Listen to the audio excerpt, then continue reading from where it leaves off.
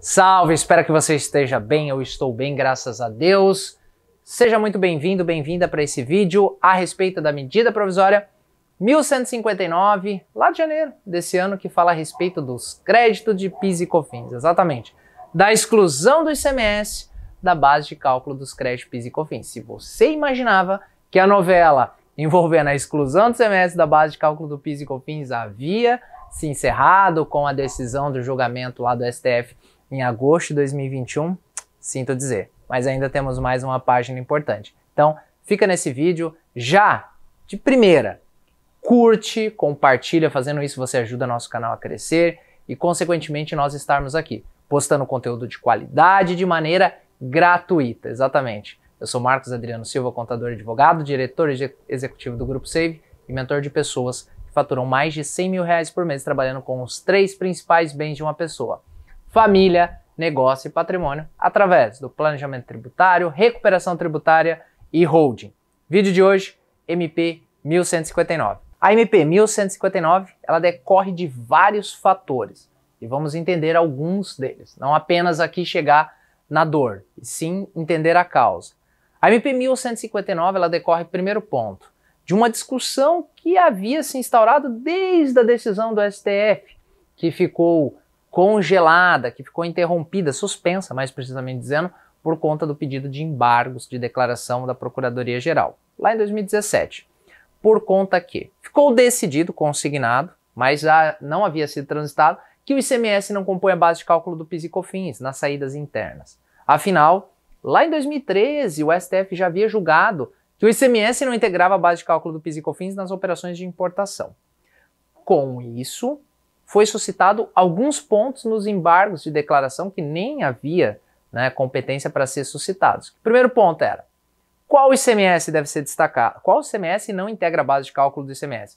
ICMS destacado no documento fiscal, ainda que por uma medida óbvia, ou ICMS pago? Primeiro ponto. Segundo ponto era para quem iria se aplicar os efeitos dessa decisão, se retroagiria 5 anos da data do ingresso, que é a regra geral do processo judicial tributário, salvo quando há modulação dos efeitos, sempre que algo for de relevância, relacionado à questão jurídica, segurança, o STF pode modular, ou seja, ele pode mudar um pouco a regra geral, que é a aplicação dos efeitos da decisão.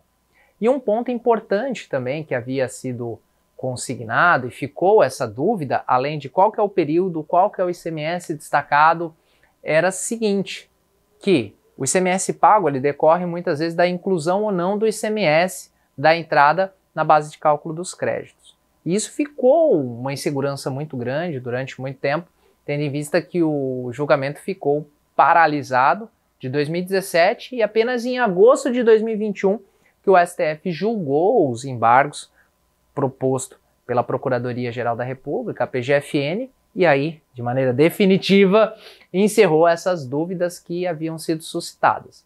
Entre elas, que aplicaria-se retroagiria os 5 anos da data do ingresso para as empresas que protocolaram as ações até 15 de 3 de 2017. Quem protocolou até 15 de 3 de 2017 tinha o direito de retroagir 5 anos contados dali.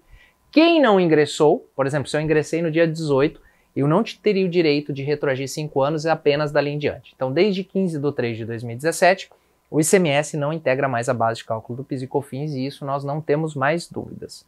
Segundo ponto, qual que é o ICMS? Ficou consignado que é o ICMS destacado no documento fiscal. Ponto. ICMS destacado no documento fiscal não integra a base de cálculo do PIS e da COFINS. Ou seja, um ponto que inclusive surgiu lá na regulamentação dessa decisão, sabemos que sempre que há uma decisão julgada em repercussão geral pelo STF ou em recurso repetitivo pelo STJ, como foi, por exemplo, o caso da subvenção, que você já deve ter acompanhado no nosso vídeo, a Procuradoria-Geral da República, a PGFN, que é o braço jurídico do até então, agora Ministério da Fazenda, outrora Ministério da Economia, e a Receita Federal, que é o braço arrecadador. Então, de acordo com o artigo 17 da Lei 10.522, para que os contribuintes pudessem usufruir dessa segurança, o artigo 17 determina que deve ser confeccionado, publicado, uma portaria determinando que a Procuradoria-Geral se manifeste a respeito da regulamentação dessa decisão e também se comprometa a não mais notificar a Receita Federal, a desistir de todas as ações que ela representa. E a Receita Federal se compromete a não mais fiscalizar, notificar a respeito desse assunto, colocando de fato um ponto final nessa história. E aí houve essa regulamentação por parte da Procuradoria e lá ela já fazia uma passagem que, com relação aos créditos, né, se eu deveria excluir os créditos da entrada, ela se manifestava que isso não foi objeto de julgamento e não caberia ela regulamentar isso. Ou seja, não há necessidade de excluir o ICMS da entrada nas operações em que eu não tributo o ICMS na base de cálculo do PIS e COFINS, ou seja, ele poderia compor meu crédito, por conta que a Receita Federal já havia se manifestado através de uma solução de consulta, uma COSIT, que os créditos da entrada deveriam ser deduzidos, o ICMS da entrada deveria ser deduzido da base de cálculo dos créditos de PIS e COFINS. E com isso, encerrou o assunto. Mudança de governo. O novo governo, como nós já sabemos, por promessas de campanha, elevou o teto de gasto, aprovou junto ao Congresso Nacional, por conta da inclusão do Bolsa Família, que era, enfim, cada governo utiliza, né, auxílio emergencial, Bolsa Família, utiliza uma denominação desse programa social para que ele fosse incluído no orçamento desse ano. Então nós estouramos o teto de gasto em mais de 170 bilhões. E a nova equipe econômica, composta e liderada pelo Fernando Haddad, tem o compromisso de diminuir no máximo esse rombo nas contas públicas, porque nós sabemos que isso impacta lá no dia a dia das pessoas, na taxa de juros e assim sucessivamente, inflação. E já no início do ano, algumas medidas provisórias. O que é medida provisória? Pessoal, é uma forma constitucional, artigo 62 da Constituição, que o presidente tem de legislar sobre alguns assuntos de relevância e assim sucessivamente. Então editou algumas instruções normativas com o objetivo aí de diminuir ou até mesmo gerar um superávit primário para que houvesse mais arrecadação do que despesas. E entre esses pontos houve a edição da medida provisória 1159, que, entre outras coisas, ela determinou que a partir de maio desse ano, mais precisamente hoje, é dia 1º de maio, que nós estamos gravando esse vídeo, você vai estar vendo ele aí com um delay de alguns dias, não poderia mais incluir o ICMS na base de cálculo dos créditos de PIS e COFINS, ou seja, a novela jurídica havia sido encerrada. Então, para que isso houvesse, para se colocar em prática, deveria ter uma alteração da lei. E a alteração da lei ela decorreu de uma proposição do presidente em alterar. Então, como funciona a edição de uma medida provisória de acordo com o artigo 62 da Constituição? O presidente elabora, edita essa medida provisória, ela tem força de lei, e no prazo de 60 dias ela deve ser apreciada pelo Congresso Nacional e transformada em lei ordinária. Mas nós sabemos que, do ponto de vista prático, 60 dias é muito pouco se nós estivermos falando de Congresso Nacional, tendo em vista que há muitas matérias para ser julgada, muito acordo, há uma questão processual interna que é tão complexo. Então ela fica automaticamente prorrogada por um prazo igual, ou seja, ela pode ser prorrogada por mais 60 dias, ou seja, até 120 dias, 4 meses, a medida provisória tem que ser apreciada pelo Congresso Nacional para ser transformada em lei. Ela não se torna lei automaticamente. E o que acontece, pessoal? Essa medida provisória ela é lá de janeiro. O governo, quando ele restringe crédito, então ele diminui a base de cálculo de créditos, equipara-se a um aumento de tributo. Aumento de tributo, de acordo com a Constituição Federal, mais precisamente as contribuições sociais inerentes ao PIS e à COFINS, deve respeitar a noventena. Então eu posso fazer isso após 90 dias da edição da lei que estabeleça o aumento do tributo. Lembrando que reduzir créditos, consequentemente, é aumentar tributos. Então, o governo respeitou a regra da noventena, começou a valer a partir de hoje. Então, a partir de hoje, as empresas não podem incluir o ICMS na base de cálculo do PIS e COFINS das entradas. Então, aqui já surge uma possibilidade para você, quando for fazer uma auditoria, quando for fazer uma consultoria, fazer um comunicado para os seus clientes, lembrando disso, porque vai haver acréscimo tributário, a guia de PIS e COFINS vai aumentar. Primeiro ponto. Segundo ponto, a lei deve ser criada até no máximo dia 13, no começo desse mês, porque nós já estamos extrapolando os 120 dias, a prorrogação dos 60 dias. E como nós temos um cenário um pouco conturbado no Congresso Nacional, que ainda não houve, por exemplo, as primeiras sessões por conta desse processo da CPMI, referente aos atos do dia 8 de janeiro, então está um ambiente conturbado. A Constituição Federal diz o seguinte: a medida provisória ela tem valor de lei no prazo de 60 dias, prorrogado por mais 60, mas lembrando que a partir de 45 dias que ela é editada, ela começa a trancar a pauta do Congresso Nacional em votar essa matéria. O objetivo é que ela não fique para os 45 do segundo tempo, porque isso gera insegurança para os contribuintes falando de matéria tributária, porque vai ficar, não vai? Estorna ou não estorna? Porque isso, pessoal, nós estamos falando de um acréscimo relevante. E essa foi uma das medidas econômicas para aumentar a arrecadação e, consequentemente, diminuir o rombo das contas. Falamos já do arcabouço fiscal, acho que o Tihai pode colocar o vídeo do link ali do Shopee, nós falamos muito do arcabouço fiscal, que foi apresentado pelo governo como uma nova âncora fiscal para o país. A lei que nós temos disponível hoje, com exceção do ano passado, é o limite teto de gastos, que foi criado pelo ministro Michel Temer lá em 2016, que colocava um limite no crescimento das despesas não superior à inflação. E agora a proposta, não como um novo arcabouço, porque a proposta do arcabouço fiscal ela é para 4 anos, para 8 anos, praticamente para 4 anos, perdão, que é para esse governo e não uma nova sistemática. E nós temos o seguinte: a proposta do governo é chegar em 2025 com uma maior arrecadação, sobrar dinheiro. Então esse ano é diminuir o máximo, ano que vem, 2024, é zerar o déficit, ou seja, nós temos mais despesas que receita, em 2025 eu começo a gerar um resultado positivo. E para isso o governo tem que trazer alguns pontos, que foi no arcabouço.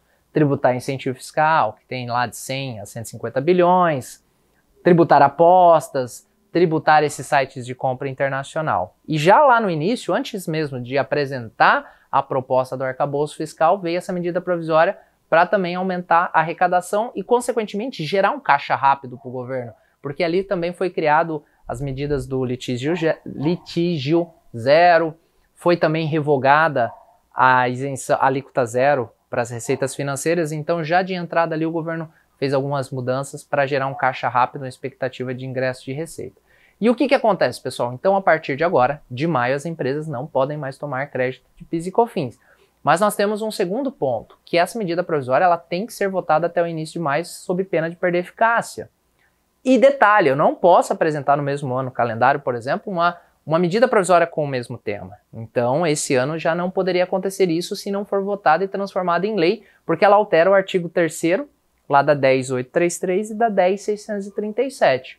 Marcos, o que acontece nesse cenário de bastante polarização e tumulto no âmbito do Congresso Nacional se ela não for apreciada nesse prazo, ou seja, se extrapolar o prazo de 120 dias, ela perde eficácia, ou seja, ela deixa de existir. Qual que é a regra constitucional? A regra constitucional é o seguinte: não foi votada no prazo, ela perde eficácia e eu não posso votar esse tema na mesma sessão legislativa. Aí, a própria Constituição determina que o Congresso Nacional fica incumbido de elaborar um decreto legislativo regulamentando qual que foi os efeitos que essa medida provisória gerou durante o período que ela esteve vigente. Vale tudo, não vale nada, vale parcialmente? Então cabe, num prazo de 60 dias, do Congresso Nacional elaborar esse decreto legislativo regulamentando o período ali que ela teve vigência. Caso esse decreto não seja regulamentado, não seja editado, ela vale o período que ela teve a sua eficácia reconhecida, que é o prazo de 120 dias. Então, se o Congresso Nacional não aprovar essa medida provisória, ser criada uma lei que altera o artigo 3º, uma lei ordinária que altera o artigo 3º das duas leis. A lei do PIS, que é a 10.637 de 2002, e a lei do COFINS, que é a 10.833 de 2003, lá no artigo 3º que fala dos créditos, ela perde a validade e ela gera efeitos praticamente para maio ou alguns dias. E aí cabe o Congresso Nacional em 60 dias regulamentar algo diferente. Então o que você tem aqui de informação para ontem? Buscar as empresas, trazer orientação jurídica, conversar com o fiscal, porque muitas vezes isso vai passar, elaborar junto com a empresa um planejamento tributário, entender o quanto isso vai impactar no caixa, trazer informações estratégicas que otimizem o custo dessa operação e traga possibilidades de mitigar e até mesmo criar uma estratégia junto com a empresa. Isso agrega valor. Isso te torna um diferencial competitivo dentro do negócio. É isso que nós buscamos com o estrategista, que você seja um diferencial competitivo dentro do negócio do seu cliente, que você traga caminhos, possibilidades, que o cliente sempre esteja antenado. Ele vai falar com um amigo dele do golfe, do tênis, do boxe, enfim, da corrida, ele já está antenado, ele já sabe até o que fazer, e isso para ele é muito legal. Isso gera para ele uma sensação de estar à frente dos demais, e isso precisa, porque a parte tributária do negócio é algo que consome aí 30%, 40% do faturamento, se reconhecer o total de tributo pago e dividir. Então não é crível que um gestor não pare e se dedique a pensar na parte tributária do seu negócio, porque ali tem muito dinheiro. Nós estamos entrando em um momento de dificuldade financeira, por conta dessa questão das lojas pernambucanas, uma escassez de crédito, um custo muito alto de juros, uma desaceleração da economia, uma instabilidade jurídica e política. Então é importante, as empresas cada vez mais vão pensar na parte tributária, vão se debruçar sobre isso, porque ali tem muita margem e resultado para que você consiga apresentar para os empresários, consequentemente ganhar muito dinheiro com isso e cada vez mais se buscar se tornar um diferencial competitivo dentro do negócio do seu cliente. É isso que um estrategista faz. Gostou desse vídeo? Não se esqueça, se inscreva no canal, compartilhe, deixe seu comentário, recomende temas que você gostaria que eu abordasse aqui e não se esqueça, busque sempre estar à frente, trazer as possibilidades para os clientes, não colocar como um problema, ó, você vai parar de tomar crédito. Não, quais são as possibilidades? Consequentemente, você vai ganhar muito dinheiro com isso. Fica com Deus, um abraço, até o próximo vídeo.